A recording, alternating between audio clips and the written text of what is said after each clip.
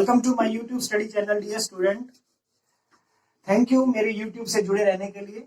आज हम जो टॉपिक डिस्कस करने वाले हैं वो है मैग्नेटिक फ्लक्स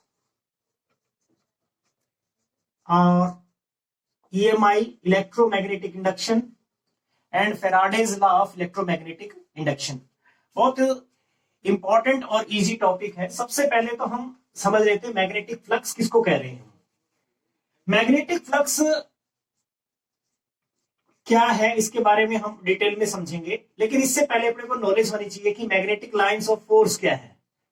और मैग्नेटिक लाइंस ऑफ फोर्स के बारे में समझने के लिए आप मेरे प्रीवियस वीडियो देख सकते हैं, प्लेलिस्ट में लिंक गिवन है। Magnetic effect of electric current के अंदर हमने ये टॉपिक डिस्कस किया था। तो मैग्नेटिक फ्लक्स क्या है, लेट्स सपोज हमारे पास में एक शीट है, ये कोई शीट है, ठीक है। और इस शीट में क्या है कि magnetic lines of force travel कर रही हैं, इसके अंदर से पास होंगी, ठीक है। मान लिया कि मैग्नेटिक फील्ड जो है कुछ इस डायरेक्शन में है। हमें क्या करना है कि कितनी magnetic lines of force perpendicularly इस सरफेस को पास कर रही है, कितनी मैग्नेटिक लाइंस ऑफ फोर्स इसको परपेंडिकुलरली पास कर रही है। अगर सपोज करो मैग्नेटिक फील्ड बी है और वो प्लेन के साथ सर्टेन एंगल पे है, परपेंडिकुलर नहीं जा रही है, तो ऐसे में हम क्या करेंगे, इसका कंपोनेंट लेंगे, यानी बी कोस ऑफ थीटा हम ले सकते हैं यहाँ पे, ठीक है। बाकी इतना डिटेल में 10th क्लास के लिए जाने की जरूरत नहीं है, फिर भी मैं बता देता हूं कि मैग्नेटिक फ्लक्स क्या है। It is defined as the number of magnetic lines of force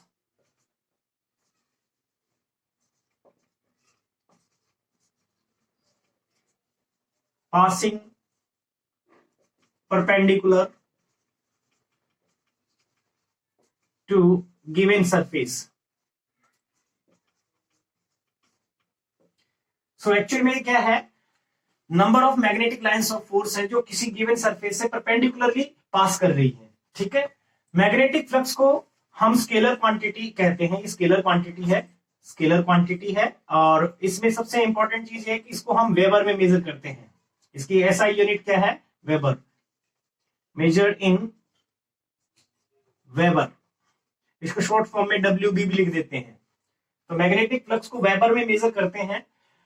और देखिए मैग्नेटिक फील्ड को किसमें मेजर करते हैं, इसके बारे में पहले भी बताया था। मैग्नेटिक फील्ड को हम टेस्ला या फिर वेबर पर मीटर स्क्वायर में भी मेजर करते हैं, वेबर पर मीटर स्क्वायर। यानी इसके दूसरी यूनिट अगर हम लिखना चाहें तो क्या लिख सकते हैं, tesla metre square.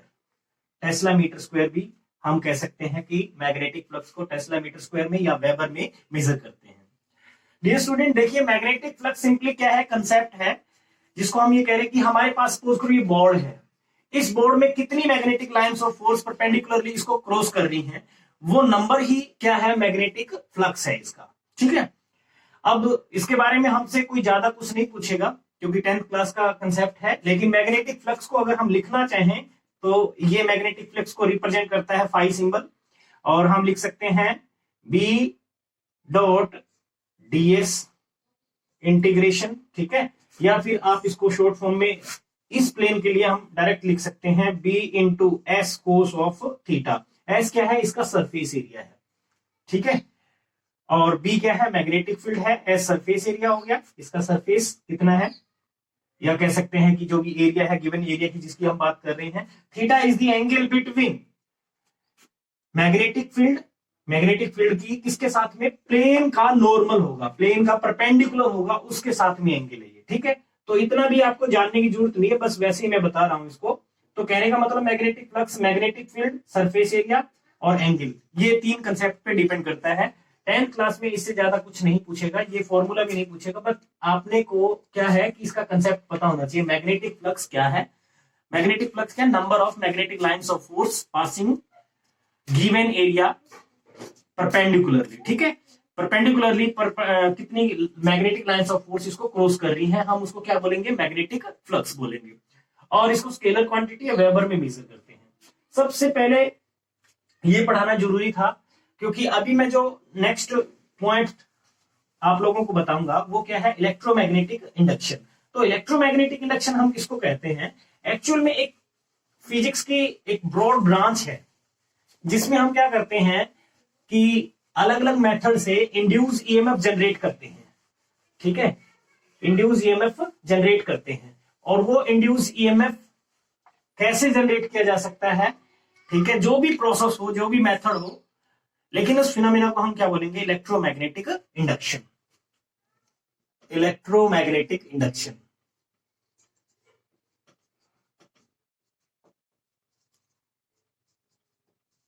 Short form में EMI भी बोल देते हैं। 10th में बस इसका थोड़ा सा कंसेप्ट है। इलेक्ट्रोमैग्नेटिक इंडक्शन क्या है? It is the phenomena of inducing EMF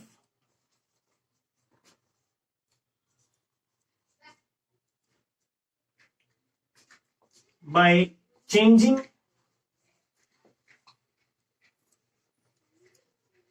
magnetic flux through given surface with respect to time।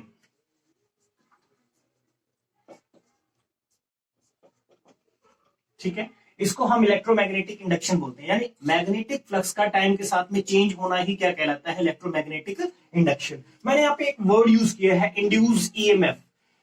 तो बेसिकली इंड्यूस ईएमएफ क्या है? ईएमएफ का फुल फॉर्म होता है electromagnetic induction, electromotive force, electromotive force. But ये force नहीं है, मैं आपको क्लियर कर दूं।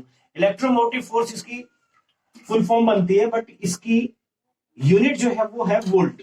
इसकी यूनिट क्या है? वोल्ट। याद रखना, इलेक्ट्रोमोटिव फोर्स जैसे ये है क्या, वो भी मैं बता देता हूं थोड़ा सा रफली। जैसे मान लिया कि एक रफ सर्किट है मेरे पास में कोई, और ये आपने एक बैटरी यहां कनेक्ट की है, ये रेजिस्टेंस है। हम क्या करते हैं जनरली, अभी तक करंट इलेक्ट्रिसिटी या इलेक्ट्रिक करंट में हमने जो चैप्टर पढ़ा था, उसमें हम क्या मान के चलते हैं कि यहां से जो वोल्टेज अप्लाई की, वो वोल्टेज सारी यहां से I इंटू आर, यानी V equal to I into R में ड्रॉप होगी। इस R के अक्रॉस में सारी वोल्टेज ड्रॉप होगी, लेकिन एक्चुअल में ऐसा नहीं है। अगर रियल में देखा जाए तो ये जो बैटरी आपने यूज की है, इसका खुद का भी कोई ना कोई रेजिस्टेंस होता है, इंटरनल रेजिस्टेंस उसको बोलते हैं। ठीक है, तो कुछ वोल्टेज, इस वोल्टेज में से कुछ वोल्टेज यहां पे भी ड्रॉप हो रही है, जिसको हम नहीं देख पा रहे हैं। ठीक है, तो एक्चुअल में ये बैटरी मैक्सिमम पोटेंशियल जो ड्रॉप अपने को दे रही है, उसको ही हम क्या बोलते हैं? ईएमएफ। और ये मैक्सिमम पोटेंशियल कितना होगा? जो वोल्टेज इसके अक्रॉस ड्रॉप हुई है और जो इंटरनल रेजिस्टेंस बैटरी का है उसके अक्रॉस जो वोल्टेज ड्रॉप हुई है, उन दोनों का सम। यानी जो आप जनरली क्या मान के चल रहे थे कि V इक्वल टू IR होता है, लेकिन एक्चुअल में सारा V इसके अक्रॉस नहीं जा रहा है। यहाँ की जो ईएमएफ है, वो ईएमएफ किसके बराबर है तो V इक्वल टू IR ही है। एक तो I इंटू आर, ये वोल्टेज यहां ड्रॉप हुई, और जो I इसमें से जा रहा है तो plus I into small r, ये टोटल ईएमएफ होता है। ये होता है हमारा ईएमएफ। ठीक है, लेकिन ये याद रखें, इसको हम क्या बोल रहे हैं? वोल्टेज, यानी पोटेंशियल ड्रॉप इस R के अक्रॉस, एक्सटर्नल रेजिस्टेंस के अक्रॉस जो वोल्टेज ड्रॉप हो रही है। और यहां जो वोल्टेज ड्रॉप हुई है, स्मॉल r जो रेजिस्टेंस मैंने लिया, इंटरनल रेजिस्टेंस जिसको बोलेंगे, सेल या बैटरी का जो भी है, I इंटू आर, यहां पे भी कुछ थोड़ी बहुत वोल्टेज ड्रॉप होती है। ठीक है, तो एक्चुअल में ये वोल्टेज और ये वोल्टेज को मिलाकर के टोटल वोल्टेज जो बनती है, उसी को हम बोलते हैं इलेक्ट्रोमोटिव फोर्स। आपसे इतना ज्यादा नहीं पूछेगा, बस आपको कंसेप्ट बताना जरूरी था। तो इलेक्ट्रोमोटिव फोर्स नहीं है, ये क्या है? पोटेंशियल है, मैक्सिमम पोटेंशियल जो हो सकता है जब बैटरी के टर्मिनल्स जो है क्या हो, यानी बैटरी कोई करंट ड्रॉ ना कर रही हो, उस टाइम पे मैक्सिमम जो पोटेंशियल होगा उसी को हम बोलते हैं ईएमएफ। सो इलेक्ट्रोमैग्नेटिक इंडक्शन अपने को पता चल गया कि इलेक्ट्रोमैग्नेटिक इंडक्शन क्या है? एक प्रोसेस है जिसमें हम by the help of changing magnetic flux with respect to time induce EMF generate करेंगे।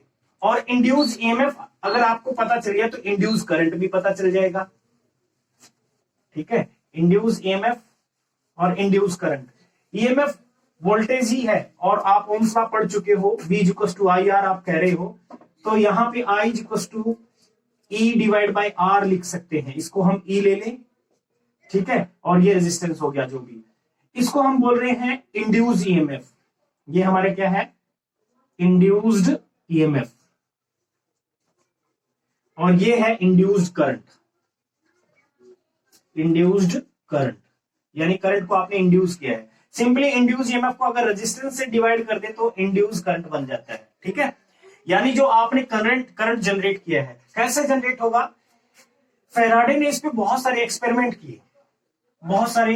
फेराडे और एक और इंपॉर्टेंट साइंटिस्ट का नाम है हेनरी। इन दोनों ने मिलकर के बहुत सारे एक्सपेरिमेंट किए और इन्होंने क्या किया कि भाई मैग्नेटिक फ्लक्स को हम with respect to time change करें तो करंट प्रोड्यूस किया जा सकता है, यानी इंड्यूस ईएमएफ जनरेट की जा सकती है। अब वो कैसे जनरेट की, उन्होंने कैसे प्रोसेस की, वो थोड़ा सा मैं एक बार आपको बता देता हूं कि उन्होंने जो जो एक्सपेरिमेंट किए।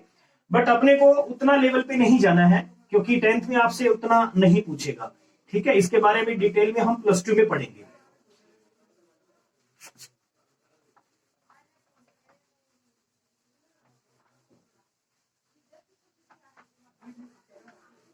देखिए इन्होंने क्या किया, मान लिया कि मेरे पास में एक कॉइल है। ठीक है, एक कॉइल है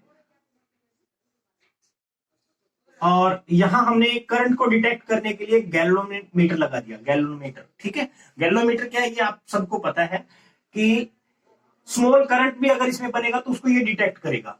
अब हमने क्या किया, यहां कोई बैटरी नहीं अटैच कर रखी, लेकिन मैंने क्या किया कि भाई यहां एक बार मैग्नेट इसकी तरफ लेके आते हैं। बार मैग्नेट है तो बार मैग्नेट में आपको पता है कि मैग्नेटिक फील्ड लाइन जनरेट होती है, ये नॉर्थ और ये साउथ। तो यहां से magnetic lines of force generate होंगी, ऐसे ये पढ़ चुके हैं हम। ठीक है, ऐसे magnetic lines of force north से निकल के साउथ में एंटर करती है। तो जैसे जैसे हम इसको इसकी तरफ लेके आएंगे तो इसमें से कुछ मैग्नेटिक लाइंस ऑफ फोर्स निकल रही हैं। ठीक है, ऐसे। और ये जो लूप है या करंट वायर है, ठीक है, कोई कॉपर की वायर हमने कंसीडर कर ली। जैसे जैसे इसको मैं आगे की तरफ लेके आऊंगा तो मैग्नेटिक लाइंस ऑफ फोर्स जो इसमें से क्रॉस हो रही हैं उनकी काउंटिंग बढ़ती चली जाएगी। ठीक है, और जैसे दूर लेके जाएंगे तो काउंटिंग डिक्रीज होती है।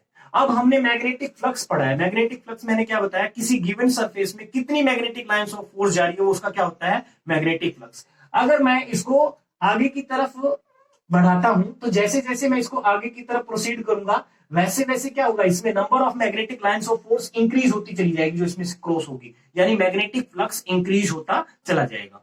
अब मैग्नेटिक फ्लक्स इंक्रीज हुआ विद रिस्पेक्ट टू टाइम, चाहे वो इंक्रीज हो चाहे डिक्रीज हो, यानी इंड्यूस ईएमएफ बनेगी इसमें और इंड्यूस करंट बनेगा। इसमें डिफ्लेक्शन आएगी, इसमें गैल्वेनोमीटर में क्या आएगी, डिफ्लेक्शन आएगी। और वो डिफ्लेक्शन हमें ये बता रही है कि इसमें करंट है, इस वायर में करंट बना है, और वो करंट क्या कहलाता है, इंड्यूस करंट। तो ऐसे ही उन्होंने बहुत सारे एक्सपेरिमेंट किए थे। अब इसको दूर लेके जाएंगे तो भी क्या होता है, मैग्नेटिक फ्लक्स कम होगा, मैग्नेटिक लाइंस ऑफ फोर्स इसमें से डिक्रीज होती चली जाएंगी जैसे जैसे दूर जाएंगे। ठीक है, तो उससे क्या है, मैग्नेटिक फ्लक्स फिर विद रिस्पेक्ट टू टाइम फिर चेंज हुआ यानी डिक्रीज हुआ, तो फिर करंट बनेगा।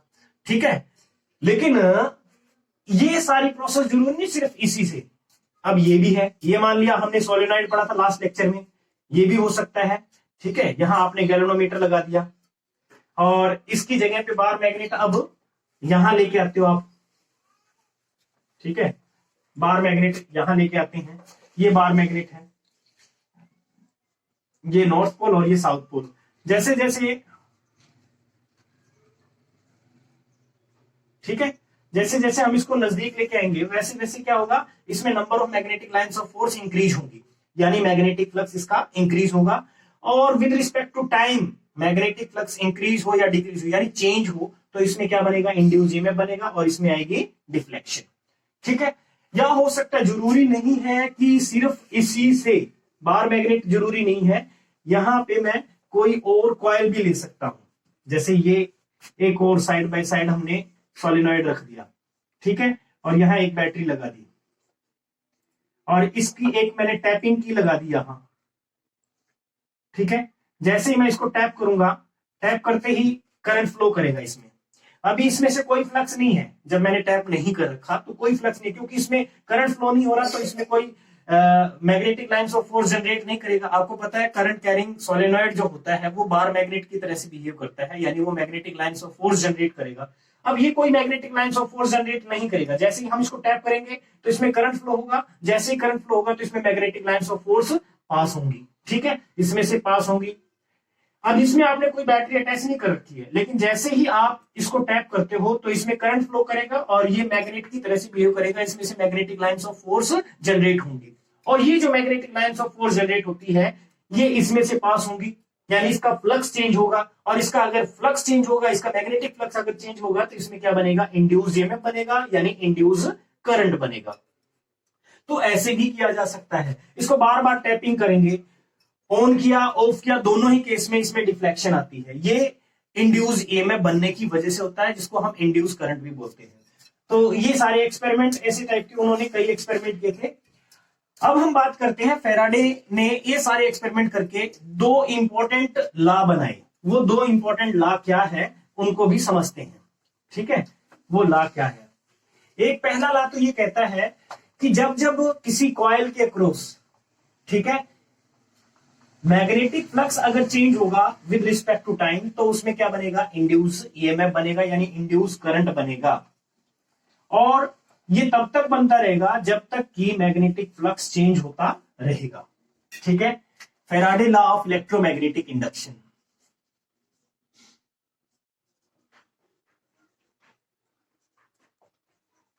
Electromagnetic induction, Faraday law of electromagnetic induction.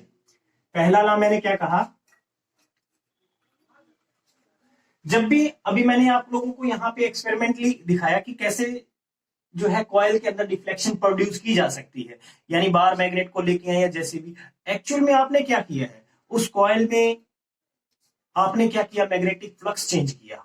ठीक है, तो हम whenever there is change in magnetic flux link with coil changes and induce EMF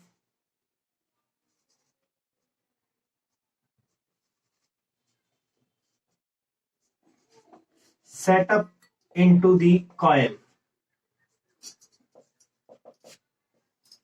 ठीक है, यानी जब जब हम क्या करेंगे, मैग्नेटिक फ्लक्स कॉइल के अक्रॉस चेंज करेंगे तब तब उसमें क्या बनेगी, इंड्यूस ईएमएफ बनेगी।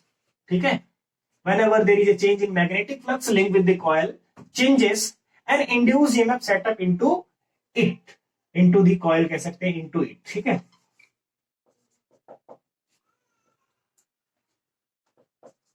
and it continues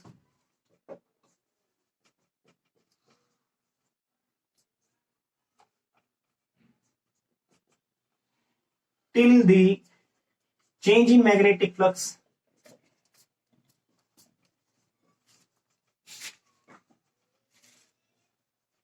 continues, यानी जब तक मैग्नेटिक फ्लक्स चेंज होगा तब तक इंड्यूस ईएमएफ बनेगी। कहने का मतलब पहला लॉ है ये Faraday law of electromagnetic induction का। सेकेंडली क्या कहता है, सेकेंड ये बोलता है कि ये होगा कितना, ये तो हमें पता चल गया कि मैग्नेटिक फ्लक्स चेंज जब भी करेंगे तो इंड्यूस ईएमएफ बनेगी, लेकिन इंड्यूस ईएमएफ होगी कितनी, उसको हम कैसे कैलकुलेट करेंगे।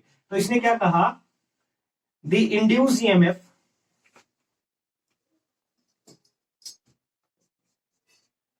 the induced EMF in a coil और सोलेनॉइड, जो भी सोलेनॉइड भी हो सकता है, जरूरी नहीं है यहाँ पे। induced EMF in a coil or solenoid is directly proportional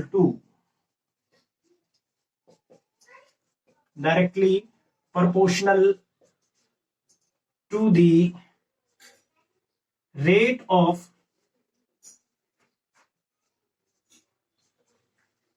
change of magnetic flux।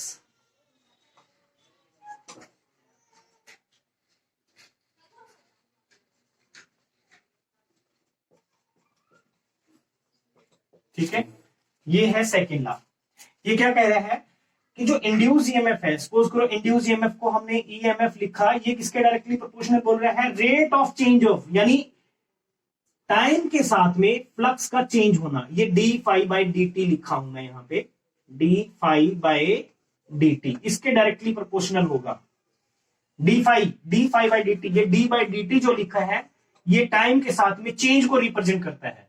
ठीक है, ये किसको रिप्रेजेंट करता है? Change with respect to time, change with respect to time, किसका?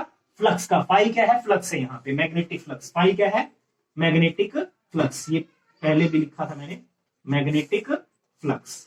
तो फाई क्या है? मैग्नेटिक फ्लक्स, यानी मैग्नेटिक फ्लक्स का विद रिस्पेक्ट टू टाइम जब भी चेंज होगा तब क्या बनेगी? Induce EMF. और ये ध्यान रहे, अगर सोलेनॉइड है तो उसमें नंबर ऑफ टर्न्स जितने ज्यादा होंगे, मतलब नंबर ऑफ टर्न्स कितने हैं, ये टर्न्स जितने ज्यादा होंगे उतना ही मैग्नेटिक फ्लक्स ज्यादा होगा, यानी एन टाइम्स हो जाएगा। एक कॉइल है तो एन की वैल्यू 1। तो ये दो इंपॉर्टेंट लॉ है फेराडे के, जिसमें पहला लॉ क्या कहता है कि जब जब मैग्नेटिक फ्लक्स चेंज होगा विद रिस्पेक्ट टू टाइम किसी कॉइल के क्रॉस, तब उसमें क्या बनेगी? इंड्यूस ईएमएफ बनेगी। और वो इंड्यूस ईएमएफ तब तक बनती रहेगी जब तक कि जो मैग्नेटिक फ्लक्स है उसके क्रॉस चेंज होता रहेगा। सेकेंडली उसने क्या कहा कि जो इंड्यूस ईएमएफ है इन ए कॉइल और solenoid is directly proportional to the rate of change of magnetic flux link with the coil. ठीक है, लिंक विद इट, यानी मैग्नेटिक फ्लक्स जब भी चेंज होगा विद रिस्पेक्ट टू टाइम तो क्या बनेगी? इंड्यूस ईएमएफ बनेगी। ठीक है, तो ये जो है पेपर में आपसे डायरेक्टली पूछ लिए जाते हैं। और मैग्नेटिक फ्लक्स मैंने बिल्कुल स्टार्टिंग में ही आप लोगों को बता दिया था, मैग्नेटिक फ्लक्स क्या है? Number of magnetic lines of force. एक बार दोबारा से रिकैप्चुलेट कर लेते हैं सारे पॉइंट। सबसे पहले मैंने आप लोगों को बताया है मैग्नेटिक फ्लक्स क्या है। मैग्नेटिक फ्लक्स का मतलब है number of magnetic lines of force passing through an area perpendicularly. ठीक है, यानी जो भी एरिया आप ले रहे हो उसका मैग्नेटिक फ्लक्स, मान लीजिए ये बोर्ड ही मेरे लिए एक एरिया है, ठीक है, इसका मैं मैग्नेटिक फ्लक्स देखना चाह रहा हूं, तो इसमें से कितनी magnetic lines of force perpendicularly इसको क्रॉस कर रही है, वो इसका क्या हो जाएगा? फ्लक्स हो जाएगा। स्केलर क्वांटिटी है और इसको हम वेबर में मेजर करते हैं। ठीक है, इसके अलावा टेस्ला मीटर स्क्वायर में मेजर कर सकते हैं। सेकेंडली मैंने दूसरा जो पॉइंट आप लोगों को बताया, इलेक्ट्रोमैग्नेटिक इंडक्शन, बहुत ही इंपॉर्टेंट ब्रांच है फिजिक्स की, इलेक्ट्रोमैग्नेटिक इंडक्शन, EMI भी बोलते हैं। इलेक्ट्रोमैग्नेटिक इंडक्शन से मतलब है हमारा कि एक ऐसा फिनोमेना जिसमें हम फ्लक्स को with respect to time change करके इंड्यूस करंट या इंड्यूस ईएमएफ जनरेट करते हैं, उसको हम बोलते हैं इलेक्ट्रोमैग्नेटिक इंडक्शन। ठीक है, जैसे मैंने यहाँ पे बीच में बताया भी था कि कॉइल के अक्रॉस आप कोई बार मैग्नेट लेके आते हो तो उसमें फ्लक्स चेंज हो रहा है कैसे, या फिर कोई करंट कैरिंग कॉइल रखते हैं किसी कॉइल के नियर बाय तो उससे भी फ्लक्स चेंज किया जा सकता है। ठीक है, तो ये है मेथड जो इलेक्ट्रोमैग्नेटिक इंडक्शन के अंदर एक्सपेरिमेंट किए गए थे फेराडे और हेनरी के द्वारा। फिर आता है Faraday's law of electromagnetic induction. Faraday ने कौन कौन से इंपॉर्टेंट लॉ दिए? दो इंपॉर्टेंट लॉ है। पहला लॉ कहता है कि मैग्नेटिक फ्लक्स जो है किसी भी कॉइल के अक्रॉस जब जब चेंज होगा तब उसमें इंड्यूस ईएमएफ बनेगी। ठीक है, दूसरा लॉ क्या कहता है कि जो इंड्यूस ईएमएफ बनेगी वो डायरेक्टली प्रोपोर्शनल होगी rate of change of magnetic flux, यानी मैग्नेटिक फ्लक्स का चेंज होना बहुत जरूरी है। अगर मैं ये कहूं कि कोई कॉइल है मेरे पास में, ये कोई कॉइल है, ठीक है, और आपने इसको किसी गैल्वेनोमीटर से अटैच कर दिया, लेकिन एक बार मैग्नेट को इसके बिल्कुल यहां रख के छोड़ दिया आपने, बिल्कुल बीचों बीच। मैग्नेटिक फ्लक्स जीरो नहीं है, मैग्नेटिक फ्लक्स तो है बट इसमें कोई डिफ्लेक्शन नहीं आएगी, गैल्वेनोमीटर में कोई डिफ्लेक्शन नहीं आएगी। क्यों नहीं आई? क्योंकि फ्लक्स कांस्टेंट है, और कांस्टेंट का अगर आप डिफरेंशिएशन करोगे, D by d T differentiation को रिप्रेजेंट करती है टाइम के साथ में, और कांस्टेंट क्वांटिटी अगर हो गई तो कांस्टेंट क्वांटिटी का डिफरेंशिएशन होता है 0। इसलिए इसका मैग्नेटिक फ्लक्स टाइम के साथ में चेंज नहीं हो रहा, तो इंड्यूस ईएमएफ भी नहीं बनेगी। ठीक है, तो इंड्यूस ईएमएफ इसमें नहीं बनेगी। इंड्यूस ईएमएफ बनने के लिए जरूरी क्या है कि फ्लक्स चेंज हो विद रिस्पेक्ट टू टाइम। तो बेटा ये था आज का लेक्चर, मेरे ख्याल से आप सभी को समझ में भी आ गया होगा। ठीक है, जिन्होंने अभी तक चैनल सब्सक्राइब नहीं किया तो प्लीज चैनल जरूर सब्सक्राइब कर लीजिए, बेल आइकन को प्रेस कर लीजिए, और नीचे डिस्क्रिप्शन में लिंक गिवन है अलग अलग चैप्टर के। ठीक है, 9th का भी 10th का भी +1 और 2 के भी जो हमने चैप्टर कवर किए हैं उनके लिंक नीचे प्लेलिस्ट के लिंक दे रखे हैं, आप वहां जाकर के प्रीवियस वीडियो भी देख सकते हैं। और उम्मीद करता हूं कि आप इस वीडियो को जरूर से जरूर अपने सोशल प्लेटफॉर्म पे शेयर करेंगे इसका लिंक। ठीक है, और लोगों को मोटिवेट करेंगे कि इस चैनल को जल्दी से जल्दी सब्सक्राइब कर लें। इसी उम्मीद के साथ thank you, have a nice day, good luck.